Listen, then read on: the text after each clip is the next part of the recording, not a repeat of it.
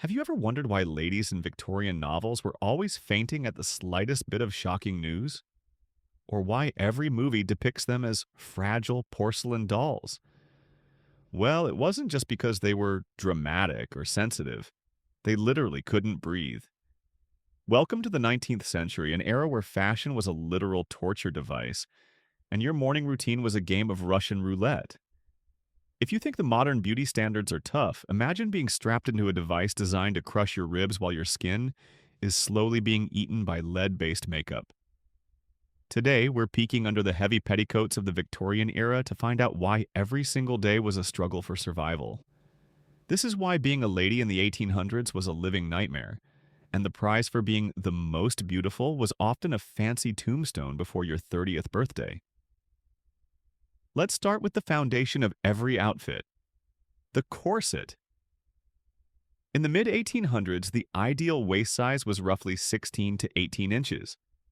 To put that in perspective, that's about the size of a large cantaloupe. To achieve this impossible shape, girls were laced into whalebone corsets from as young as 5 years old.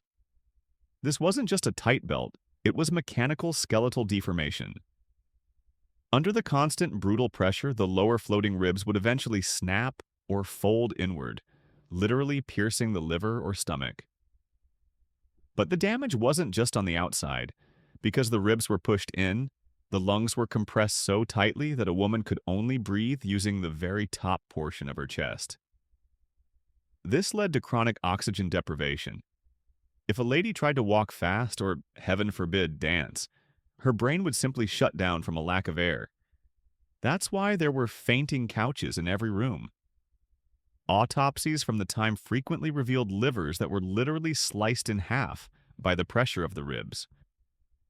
You weren't just wearing a corset, you were wearing a slow-motion guillotine. Now let's talk about that perfect porcelain skin.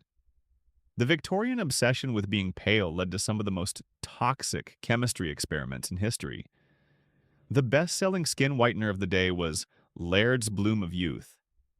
It promised a flawless, milky complexion. The secret ingredient? Massive amounts of white lead. As women rubbed this into their skin every morning, the lead particles entered their bloodstream. The first symptom was lead palsy, a condition where your wrists would just go limp. Imagine trying to drink tea, but your hands literally couldn't hold the cup. But it got worse.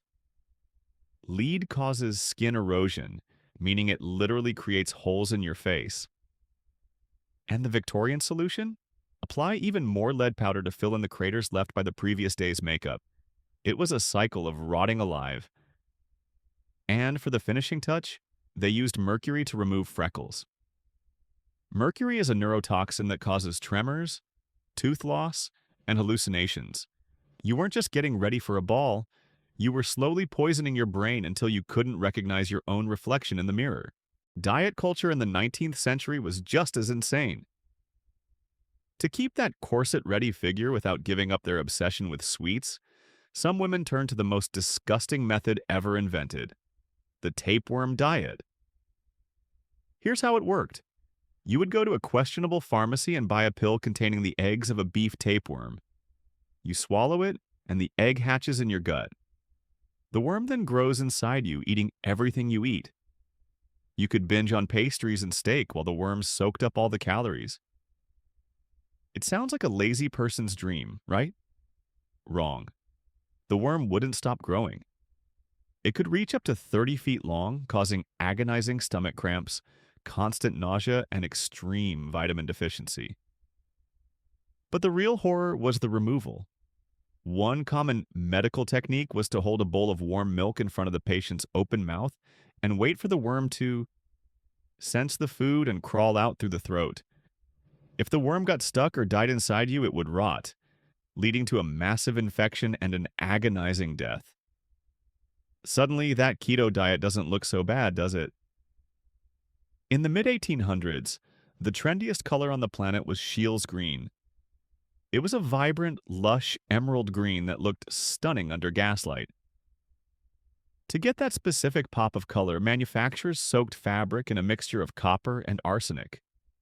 A woman in a full-skirted green dress was carrying about 800 grains of arsenic in her clothing. To put that in perspective, 5 grains is enough to kill a healthy adult. As the lady danced and sweated in a hot ballroom, the arsenic would mix with her perspiration and be absorbed through her pores. This caused horrific weeping sores and green-tinged blisters all over her body. But the seamstresses who made these dresses had it the worst.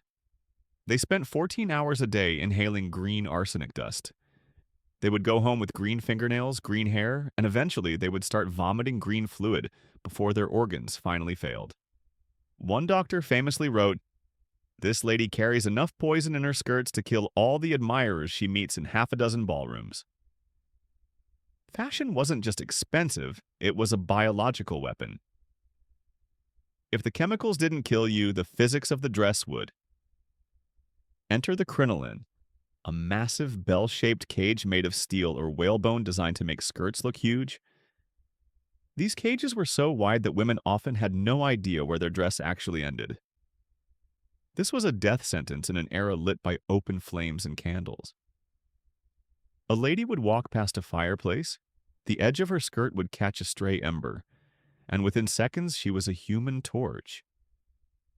Because the crinoline held the fabric away from the body, there was a massive pocket of oxygen underneath the skirt, which turned the dress into a chimney. The fire would erupt upward instantly. In 1 year alone, 3,000 women in England were burned to death by their own dresses. The worst part? If you saw your friend on fire, you couldn't even help her. If you got too close, your own massive skirt would catch fire, and you'd both burn to death together. It was a fashion trend that claimed more lives than many minor wars. Think you were safe if you stayed at home and wore pajamas? Not in the 1800s. That same Scheele's green arsenic was the most popular color for wallpaper. In the damp English climate, mold would grow behind the wallpaper and react with the arsenic, releasing a toxic gas called arsine into the bedroom. Families were literally being gassed to death in their sleep, and the nursery was even worse. Victorian toys were often painted with lead and arsenic.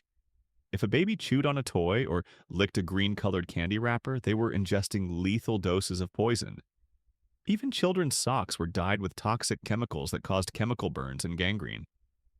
If you got a cough from the arsenic gas, the doctor would prescribe you a soothing syrup made of heroin and opium.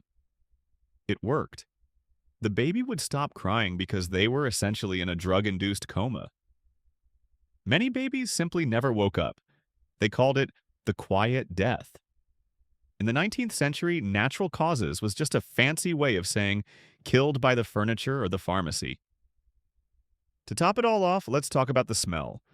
London in 1858 suffered through the Great Stink. The Thames River was an open sewer filled with the waste of millions of people. The smell was so powerful it actually shut down the government. People drank this water, got cholera, and died by the thousands. Life in the 19th century was a constant battle against your own lifestyle. Between the lead on your face, the arsenic on your walls, the fire in your skirts, and the heroin in your medicine cabinet. It's a miracle anyone survived at all. So next time you think modern life is stressful, just be glad your wallpaper isn't trying to gas you and your makeup isn't melting your jawbone. Hit that like button if you're glad you weren't born.